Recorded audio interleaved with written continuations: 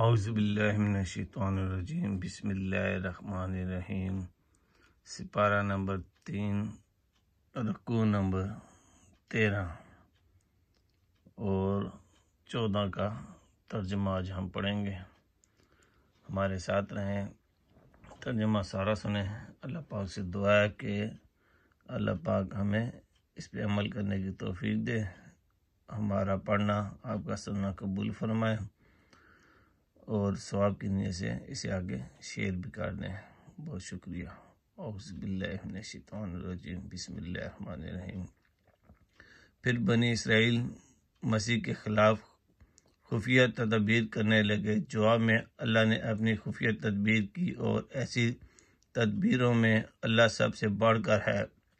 وہ اللہ کی خفیہ تدبیر ہی تھی جب اس نے کہا تھا کہ اے عیسیٰ، اب میں تجھے واپس لے لوں گا اور تجھ کو اپنی طرف اٹھا لوں گا، اور جنہوں نے تیرا انکار کیا ہے ان سے، یعنی ان کی میت سے اور ان کے گندے ماحول میں ان کے ساتھ رہنے سے تجھے پاک کر دوں گا، اور تیری پیروی کرنے والوں کو قیامت تک ان لوگوں پر بالادست رکھوں گا جنہوں نے تیرا انکار کیا ہے۔ پھر تم سب کو آخر کار میرے پاس آنا ہے۔ اس وقت میں ان باتوں کا فیصلہ کر دوں گا جن میں تمہارے درمیان اختلاف ہوا ہے۔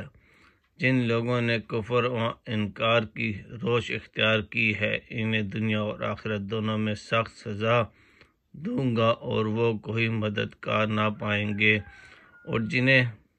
اور جنہوں نے ایمان و نیک عملی کا رویہ اختیار کیا، انہیں ان کے اجر پورے دے دیے جائیں گے۔ اور خوب جان لیں کہ ظالموں سے اللہ ہرگز محبت نہیں کرتا۔ اے نبی، یہ آیات اور حکمت سے لبریز تذکرے ہیں جو ہم تمہیں سنا رہے ہیں۔ اللہ کے نزدیک عیسیٰ کی مثال آدم کی سی ہے کہ اللہ نے اسے مٹی سے پیدا کیا اور حکم دیا کہ ہو جا، اور وہ ہو گیا۔ یہ اصل حقیقت ہے جو تمہارے رب کی طرف سے بتائی جا رہی ہے، اور تم ان لوگوں میں شامل نہ ہو جو اس میں شک کرتے ہیں۔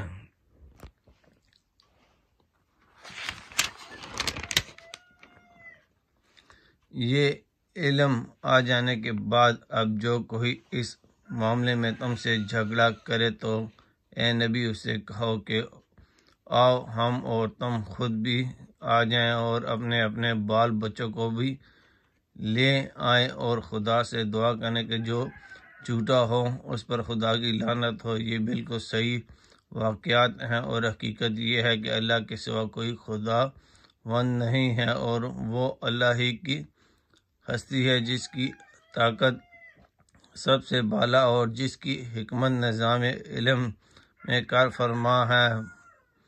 بس اگر یہ لوگ اس شرط پر مقابلے میں آنے سے منہ موڑیں تو ان کا مفسد ہونا صاف کھل جائے گا، اور اللہ تو مفسدوں کے حال سے واقف ہی ہے۔ اے نبی کہو، اے اہل کتاب، آؤ ایک ایسی بات کی طرف جو ہمارے اور تمہارے درمیان یکساں ہے، یہ کہ ہم اللہ کے سوا کسی کی بندگی نہ کریں، اس کے ساتھ کسی کو شریک نہ ٹھہرائیں، اور ہم میں سے کوئی اللہ کے سوا کسی کو اپنا رب نہ بنا لے۔ اس دعوت کو قبول کرنے سے اگر وہ منہ موڑیں تو صاف کہہ دو کہ گواہ رہو، ہم تو مسلم صرف خدا کی بندگی و اطاعت کرنے والے ہیں۔ اے اہل کتاب، تم ابراہیم کے دین کے بارے میں ہم سے کیوں جھگڑا کرتے ہو؟ تو ریت اور انجیل تو ابراہیم کے بعد ہی نازل ہوئی ہیں، پھر کیا تم اتنی بات بھی نہیں سمجھتے؟ تم لوگ جن چیزوں کا علم رکھتے ہو ان میں تو خوب بحثیں کر چکے، اب ان معاملات میں کیوں بحث کرنے چلے ہو جن کا تمہارے پاس کوئی بھی علم نہیں؟ اللہ جانتا ہے، تم نہیں جانتے۔ ابراہیم نہ یہودی تھا نہ عیسائی، بلکہ وہ تو ایک مسلم یکسو تھا۔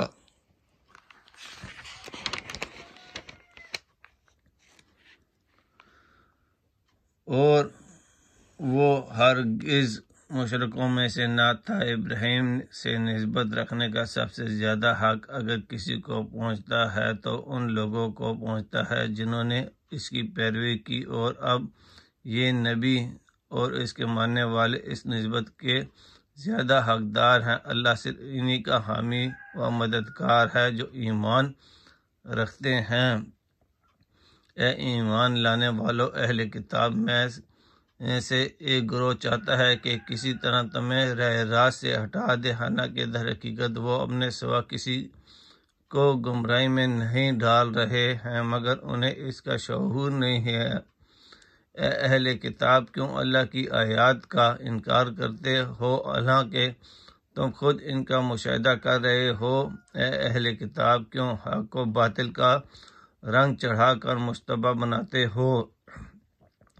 کیوں جانتے بوجھتے حق کو چھپاتے ہو؟ اہل کتاب میں سے ایک گروہ کہتا ہے کہ اس نبی کو ماننے والوں پر جو کچھ نازل ہوا ہے اس پر صبح ایمان لاؤ اور شام کو اس سے انکار کر دو، شاید اس ترکیب سے یہ لوگ اپنے ایمان سے پھر جائیں۔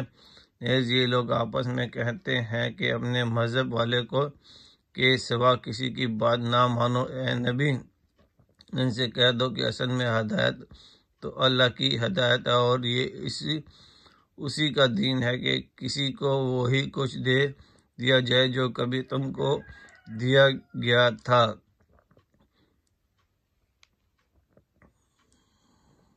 بقایا انشاءاللہ کل پڑھیں گے۔